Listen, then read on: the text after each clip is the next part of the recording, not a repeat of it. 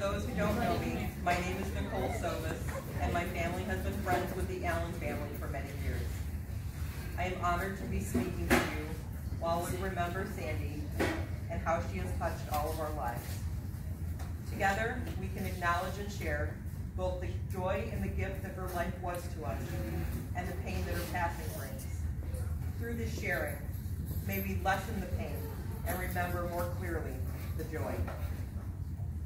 Ecclesiastes tells us, to everything there is a season, a time for every matter under heaven, a time to be born and a time to die, a time to plant and a time to pluck up what is planted, a time to weep and a time to laugh, a time to mourn and a time to dance, a time to keep and a time to cast away. When we are children, we cannot fathom or fully realize the meaning of a mother or grandmother's love. How wise she is, how much patience she has, or how much guidance she gives us by her example and her helpful, caring ways. Years go by before we know and understand the depth of her concerns and the love in her protectiveness and devotion has touched our lives. Sandy and Perry were married for 57 years, and their marriage was strong. Their love and commitment got them through both the bountiful times and the lean times, the good times and the bad. In my eyes, the love and strength they shared through almost 6 decades is enviable. It's an amazing example that we can all learn from. With their love, they raised 5 children: Darla, Rick, Jackie, Linda, and Karen. From those 5 children came 12 grandchildren and 17 great-grandchildren. Sandy pursued many outdoor passions. She was an avid hunter and fisherman, and she shared these interests with her children and grandchildren. The entire family has many entertaining stories of time spent hunting and fishing with Sandy.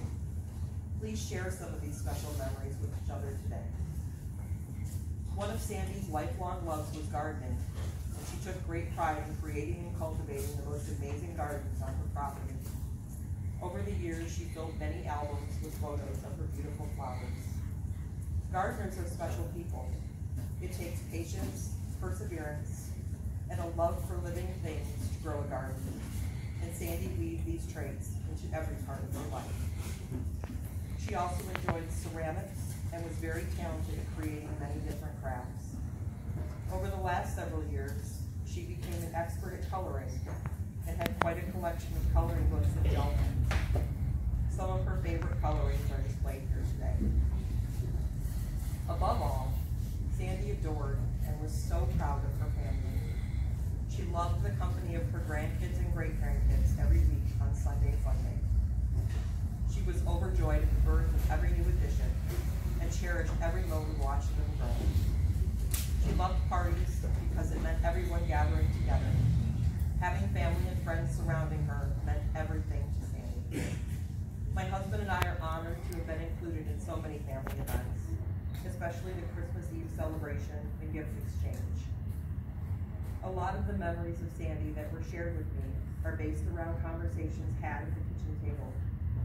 Sandy opened her heart and home to anyone and everyone. She was a friend to all that met her, and the kindest soul that I ever had the pleasure of knowing. These and many other things make us realize how lucky we have been to have this amazing woman, Sandra May Allen, as the root of strength and love in our lives.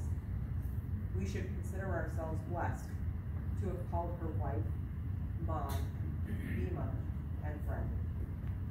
So on this day, at the celebration of her life, please don't dwell on Sandy's loss. Let the memories of her fill your lives. Continue to share those memories. They will sustain you through the rough times, and she'll live on in your words, minds, thoughts, and hearts forever. I've written a poem that I believe touches on who Sandy was, and I'll share that with you now. Lord, she didn't ask for much, not eternal youth or such, just love and care and hands to hold, and to forget that she was growing old. She did not ask for cloudless skies or a life that was free from tears and sighs. She only wanted loved ones near, and for good things to come to those she held dear. She shared her soul unselfishly. Live and let live was her decree. She taught us to grow more loving and wise by looking at life through her reverent eyes. She wouldn't want tears. She's now safe at home. With God in his heaven, she's never alone. Thank you for allowing me to share these words. I believe Denise Allen is going to come up, share some memories.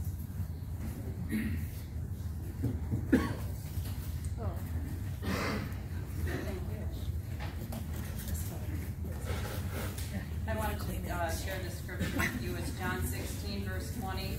Very truly I tell you, you will weep and mourn, while the world rejoices. You will grieve, but your grief will turn to joy. Down in chapter 22, in verse 22, he says, now is your time of grief, but I will see you again, and you will rejoice, and no one will take away your joy. In that day you will no longer ask me anything. Very truly I tell you, my Father will give you whatever you ask in my name. Until now you have not asked for anything in my name. Ask, and you will receive, and your joy will be complete. One thing I believe you should all know about Mom was that she was not afraid to leave this earth. She did not fear death and was excited to be reunited with family and friends that had left this earth ahead of her. This past Saturday was a warm, calm day as Mom left us. Later in the day, the winds grew strong and the skies filled torrential rain. I knew at that point Mom and Evelyn had been reunited, and I'm still not sure to this point that heaven is ready for those two to spend eternity together. Mom and Dad met on horseback, and her love of nature carried on through their courtship and marriage. Their love for each other was a nature all its own. I always loved watching them dance together. I remember seeing him pat her hand after he'd asked her to do something and her rolling her eyes and saying, yes, dear, yes, dear. I know that so much because his son does the same thing sometimes. So I felt something for her. Mom and Dad often held hands, and it was so clear that they drew strength from each other, and the love that they shared together was so strong. Mom's love for her family was so strong, she always wanted to share what her family was doing. Karen reminded us how Mom was always ready to share stories and pictures of her family with anyone who she came in contact with. She'd whip out whatever new electronic device she'd gotten, usually struggling with how to use it until at least half a dozen of us had to repeatedly teach her how to use it, and then being blamed for it not working correctly. She would greet you at the door with the phone in her hand and want to show you the latest catch, kill, sports, formal, you name it, she had it on her camera. I have even seen pictures of some plants she spotted and took a picture of and tried to show them and share them with me. While not being able to travel outside the house as often as she'd like, she loved looking at pictures that people posted on Facebook and would like it or make a comment. The funny thing about it is she never knew that the shift key put it all in capitals, so she was always yelling, I love you! Sorry for that! Everything was always allowed, so we finally said, you can take the shift key off. My husband shares his fondest memory of Mom was allowing him to skip school and go fishing or hunting. I never actually got verification on that. That's just what he said.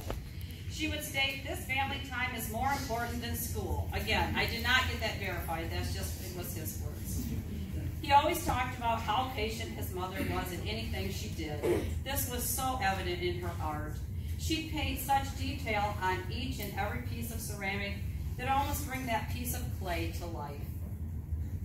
Darla reminded us of all the times when someone would go to the hospital to have a baby, and this was back in the time before cellular telephones, and so there was only a payphone at the hospital, and Mom would pull out a baggie of quarters from her purse so she would be able to call everyone on to announce the birth.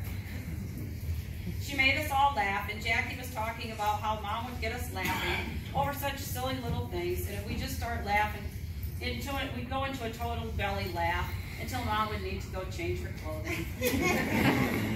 Linda shared some of Mom's last words, you can always come and stay anytime you want at our house. I think that says it all about who she was. She always wanted people there. She always wanted everybody over. Everyone felt welcome around her. She loved us all unconditionally, and she showed us what family is all about, and inspired us with her love and passion that will live on with us even after death. My final words to the family and friends are, I believe death is relatable to pioneer days. When someone you loved moved away, there were no phones, no postal service, no means of travel to communicate with that person. When we have someone move to heaven, we are also faced with no phones, no postal service, no means of travel. However, what we do have is our hearts. We can communicate to that person in heaven through our hearts. Send your fears, your joys, your sorrow. She will always be there for you. Plus, there's no need to worry about cellular service. It's always available. Enjoy your wings, Mom. You have definitely earned them. God bless you all. Is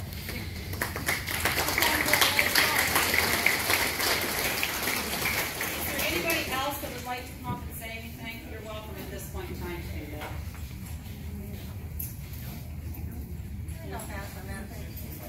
Is there anything else you'd like to have a share? I hope at this time you will take time and share some of your stories amongst yourselves.